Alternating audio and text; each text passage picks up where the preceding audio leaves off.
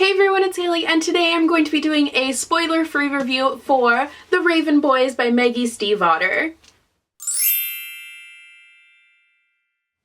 So this book follows Blue, and Blue lives in a family of clairvoyant, eccentric women, so she has always known that her destiny is that she will cause her true love to die. And this was never an issue until she meets the Raven Boys. So the Raven Boys are a group of 4 boys from the local private school, and they are the privileged people that Blue has never showed any interest in until she meets these specific Raven Boys. She meets Gonzi, who is clearly the leader of the group. He's very take control and take care of everyone. And then she meets Ronan, who is kind of the troubled, really emotionally intense one. And then she meets Noah, who is kind of just the quiet observer, and Adam, the scholarship student who resents all the privilege around him. So Blue gets caught up in the extraordinary world of the Raven Boys and finds herself joining them on their quest to find these ley lines and this Welsh king. And before she realizes it, her destiny ends up being more of a problem than she ever thought it would be. I learned so many new words whilst reading this book. I like to take pictures with my phone of any words that I don't know, and then I'll look them up and then put them in this little kind of book that I have of new words. Then I can refer to it while I'm writing and stuff. And I just find it makes me learn new words better. But this book had so many new words that it was so hard to keep up with. But it was kind of really cool because it wasn't like the usual writing, because it did kind of have all these new words that you don't normally see used, and I really liked that. I think the writing was one of my favorite parts of this book because I just found it to be completely spellbinding, and I was just sucked into the world of the Raven Boys, and I did not want to let go. I just wanted to live in this world. I was on this mythological quest, and it was just really, really awesome. She was able to create a very character-driven story, but do so in a way that wasn't boring and was still kind of atmospheric. So a lot of the complaints about this one is that it's very slow, but I think since I was anticipating it, I didn't really think it was that slow. It's definitely character driven. You're getting to know the characters. It's an entry novel into the series, and I think it was exactly what it needed to be because it wasn't too fast. You could I think if it was any more fast, then it would have been really difficult to kind of get into the world and get a feel for the characters. So I think the pacing of it was perfect for everything that you were trying to absorb in the story. So overall, I gave the writing a 5 out of 5 stars. As for the characters, I found Blue to be a very interesting character because of her background and kind of her origin. She doesn't know who her father is, and it's kind of this whole mystery throughout the book, but she's not really bothered by that because she's able to grow up with all of these eccentric clairvoyant women, and it's just such an interesting household. It's not really like anything else that we're used to, and it kind of makes her really laid back and easygoing, and she's not even fazed by how crazy her house is or how crazy the ideas of the Raven Boys are because she's so used to it. I also found her interaction to the Raven Boys to be interesting because she's known this destiny and she has it in the back of her mind all the time, so she doesn't really let herself interact with boys that much. And then she kind of finally lets herself go, and she's able to form such a connection with all of these boys and able to form such friendships. And it's kind of really scary for her because she knows that if she falls in love with any of them, then they are going to die and it's going to be her fault. So just having that in the back of her mind the whole time, I can't even imagine trying to form these friendships and form relationships when you know that you're going to cause someone's death. I think Gonzi may have been my favorite character. I'm not sure if that's how you pronounce it or if it's Ganzi or Gonzi. I'm not really sure. I just know he really, really reminds me of Gatsby. And I think that may be intentional because Ganzi, Gatsby, they kind of sound the same, or I don't know.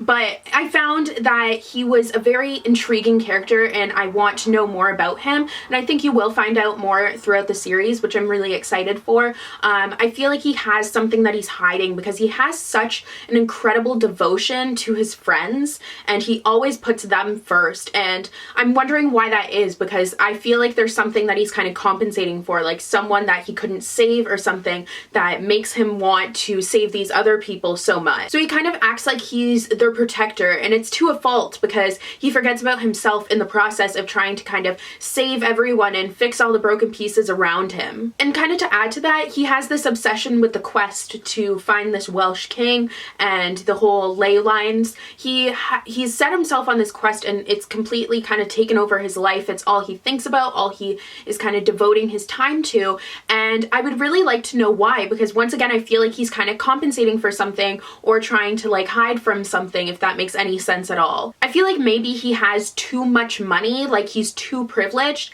and he doesn't know what to do with it. Like he has all this privilege, but then his family's not really paying attention to him enough, so he's kind of trying to compensate by making this family out of the Raven boys and like doing all of these crazy things to find these ley lines. So at this point he's mostly defined by his position as a caregiver for the group, and I would really like to find out more beyond that about him, and I think you will, like I said, in the coming novels, and I'm really excited to kind of go more into his character. Ronan is another character who really interested me because he just feels emotions so strongly and he kind of takes them to a next level. Like he really just experiences his emotions, and mostly it's anger and like despair, and he just seems to be a character who is so emotionally distraught and like lost inside of himself, and I'd really like to find out more as to why and kind of get a glance inside of his mind, because I think it would make for a pretty interesting plot line, because he's just such a mysteriously just angry character, and lots of interesting things happen with him in this book, and I'm kind of intrigued to see where that storyline is going to go, and I think he's going to become a really important character. Adam, I think, was my least favorite character, just kind of personally.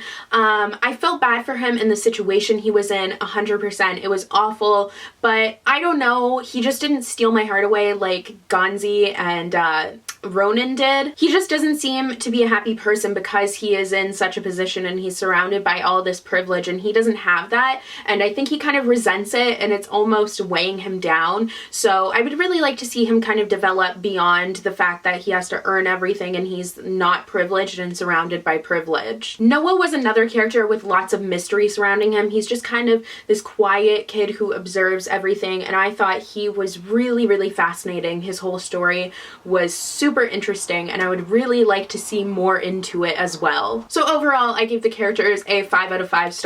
They were definitely my favorite part of the book because they just made the story like come to life, because they were such not really realistic, but the way they were written, I think, kind of brought them to life off of the pages.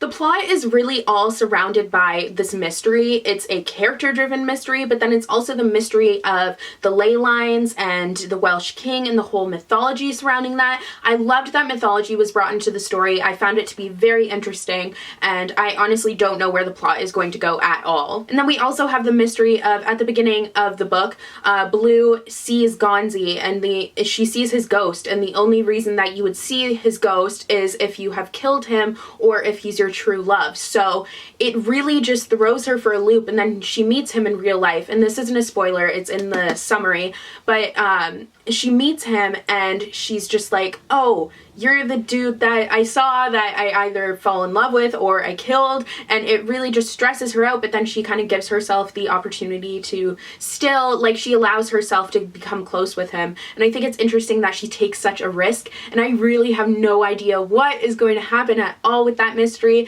It's kind of just a bunch of mysteries that interweave and make this, like, intricate web of a story. And at the center of this whole web, kind of the spider of the web, if you will, we have Gonzi, but then we also have Blue. So it kind of mostly surrounds Gonzi, but then Blue is kind of right there as well. But I just think that it's going to make such an interesting series, and this was a really great introduction to it. So I give the plot a 5 out of 5 stars. And from that, I'm sure you can guess that overall I give this book a 5 out of 5 stars. I wasn't expecting to love it nearly as much as I did, but I just thought it was such a fantastic story. I thought it was so unique. I've never read anything like this, and it's really hard to find unique books. So I think if you're looking for something unique, it's definitely this one. This one was fabulous. It was extremely well written, and it's a world that you just want to fall into and you will fall in love with it. So that's going to be all for today's review. Let me know if you have read this book, some of your thoughts on it, and yeah, I will see you guys in the next video. Bye!